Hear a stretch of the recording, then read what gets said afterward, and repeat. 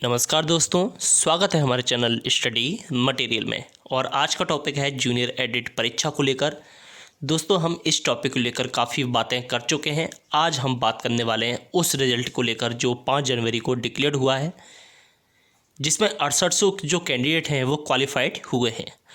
अब इस रिज़ल्ट का जो असर है वो जूनियर एडिट परीक्षा की मेरिट लिस्ट पर किस प्रकार से पड़ने वाला है, सारी बातें हम पॉइंट टू पॉइंट करने वाले हैं इस वीडियो के माध्यम से, ठीक है ना। और एक टॉपिक और क्लियर करने वाले हैं कम गुणांक वालों के लिए। जिनका कम गुणांक है वो अभी भी डाउट में है कि उनका क्लियर हो पाएगा या नहीं हो पाएगा, वो सेफ जोन में है या नहीं है। सारी बातें करेंगे इस वीडियो पर। दोस्तों बने रहें, आप वीडियो को ज़्यादा से ज़्यादा शेयर करें और चैनल पर अगर आप नए हैं तो चैनल को भी साथ में सब्सक्राइब कर लें। सबसे पहले हम बात करेंगे दोस्तों 69,000 में जो फाइनल रिजल्ट जो आया है, ठीक है ना। 6800 जो कैंडिडेट जो क्वालिफाइड हुए हैं, सबसे पहली बात वो है दोस्तों ओबीसी और एससी कैंडिडेट, ठीक है ना। उसमें कोई भी जनरल कैटेगरी का कोई भी कैंडिडेट नहीं है, ये आपको पता होगा।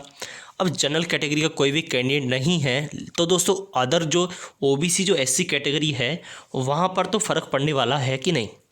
आप बोलोगे कि वो प्राइमरी लेवल का है, 4200 ग्रेड का है, ये 4800 ग्रेड का है।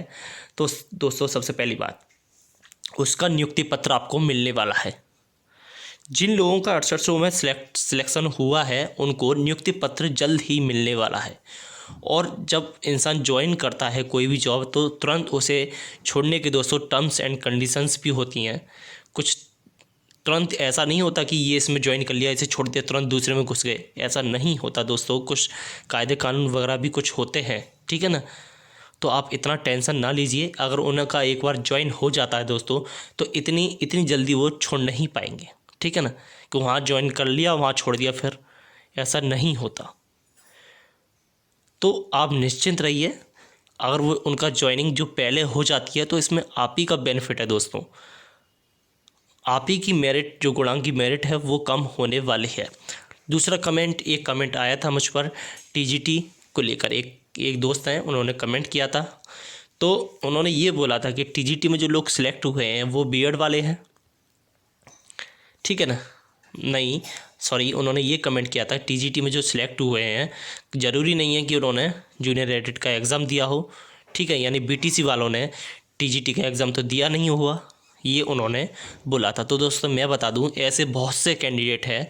15,000 में टीजीटी पीजीटी के क्वालिफाइड कैंडिडेट थे। मैं तो खाली 10,000 मान रहा हूँ टीजीटी में ऐसे कैंडिडेट जो 10,000 सिलेक्ट हो गए हैं जिन्होंने जूनियर एडिट का भी एग्ज़ाम दिया होगा।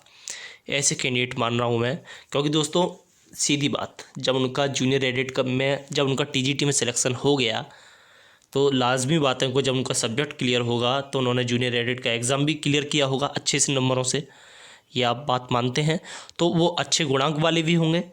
तो वहाँ से दोस्तों अब इनका सिलेक्शन टीजीटी में हो गया तो गुणांक पर दोस्तों सीधे असर पड़ेगा, वो डाउन होगा। इसका गुणांक की जो कट ऑफ है वो सीधे आपकी डाउन होगी, ठीक है ना।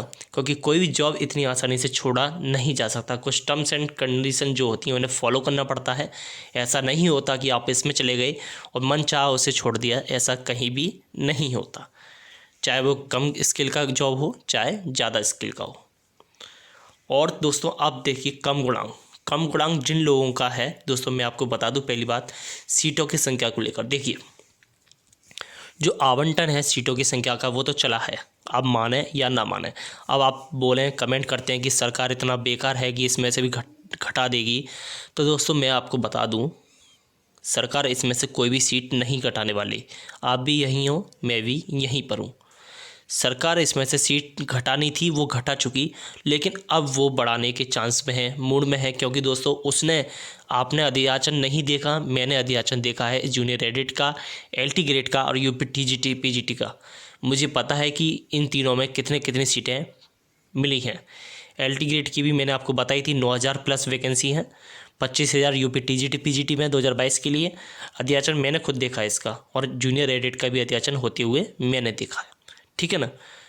तो मैं अपने बेस पर बोल रहा हूँ कि इसमें जो अध्याचन है टोटल जो 6,000 सीटें निकल कर आई हैं, 6,000 के आसपास थोड़ी कम है लेकिन 6,000 ही मानिए आप।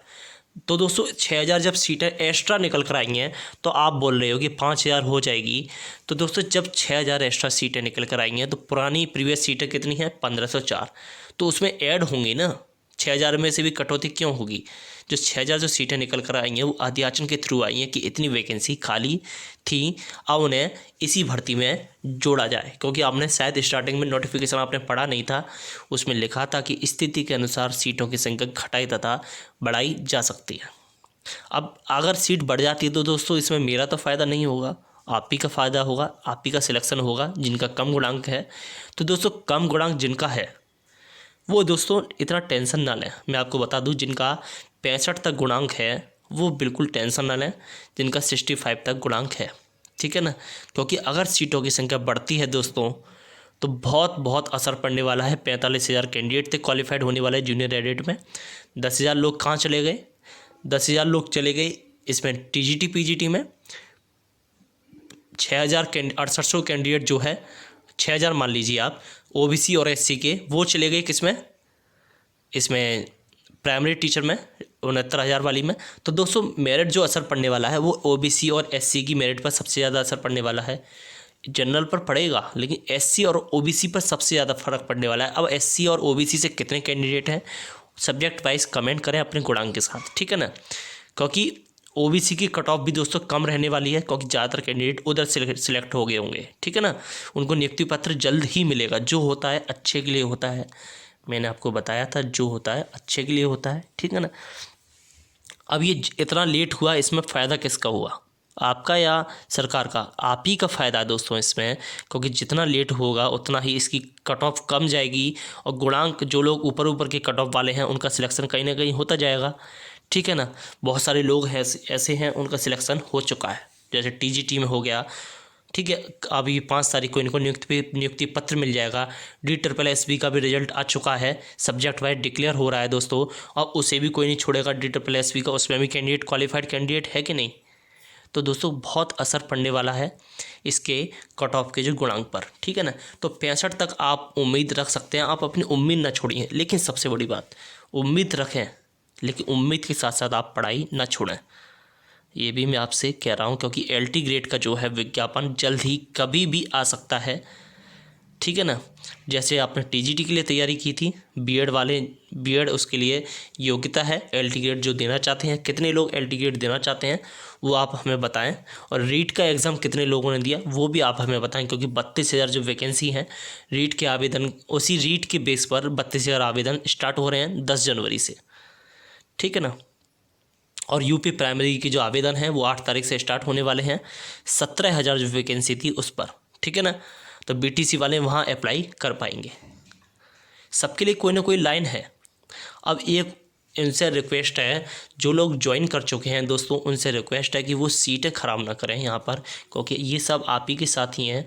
आप अगर दो जगह सीटें ख़राब करोगे तो दोस्तों इसमें हर इंसान बेरोज़गार रह जाएगा। इस तरह से अगर आप करोगे तो आपसे रिक्वेस्ट है, आपके जहाँ पर सिलेक्शन हुआ है वहीं पर आप ज्वाइन करें, क्योंकि और जिससे दूसरे लोगों को फ़ायदा हो सके। वहाँ की भी सीट ख़राब ना करें दोस्तों। अगर आपका जहाँ ज्वाइन हुआ है वहाँ की अगर आप सीट छोड़ते हो तो वो सीट खाली रह जाएगी, उस पर एक सीट के लिए तो भर्ती निकलेगी नहीं, वो तो खाली रह गई, ठीक है ना। अब लेकिन सबसे बड़ी बात क्या है, सबसे बड़ी बात ये है, अगर यहाँ पर वहाँ से भी आप छोड़ते हो और यहाँ ज्वाइन करते हो और यहाँ दोस्तों सीधे सीधे एक बेरोजगार की सीट जाएगी, तो आप वहाँ जहाँ पर आपका नंबर आता है आप वहाँ पर सिलेक्शन ले लीजिए, ज्वाइनिंग कर लीजिए, उसी में सबका फ़ायदा है। ईमानदारी से यही एक स्टूडेंट का कहना होता है, क्योंकि सब लोगों की सोची जाती है। और मेरिट लिस्ट के लिए आवेदन दोस्तों जल्द ही शुरू होने वाले हैं। 8 तारीख मैंने एक्सपेक्टेड डेट बताई थी, ठीक है ना। तो आपको 8 तारीख को स्टार्ट हो सकते हैं, पूरे चांस है आपके 8 तारीख को स्टार्ट होने के, कोई ना कोई नोटिफिकेशन आने के।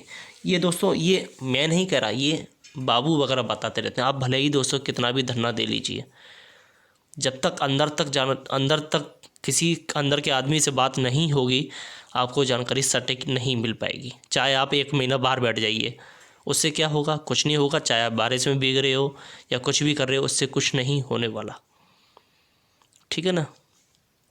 तो बस आप अपनी पढ़ाई पे आगे की भर्तियों पर ध्यान दीजिए। ठीक है ना। आगे आने वाली भर्तियों के लिए दोस्तों तैयारी बरकरार रखें, उसके लिए टाइम ख़राब ना करें। उम्मीद करता हूं दोस्तों आपको वीडियो समझ में आई हो। वीडियो अगर अच्छी लगी हो तो इसे शेयर सबसे ज़्यादा करें दोस्तों, लाइक के साथ साथ। और चैनल पर अगर आप नए हैं तो और अभी तक चैनल आपने सब्सक्राइब नहीं किया है तो चैनल को भी साथ में सब्सक्राइब कर लें, और बेल आइकन को जो बटन दे रखा है उसे भी क्लिक कर लें, जिससे हमारी आगे आने वाली वीडियो की नोटिफिकेशन आपको सबसे पहले प्राप्त हो जाए। तो दोस्तों आज की वीडियो में बस इतना ही। आज के लिए धन्यवाद। जय हिंद।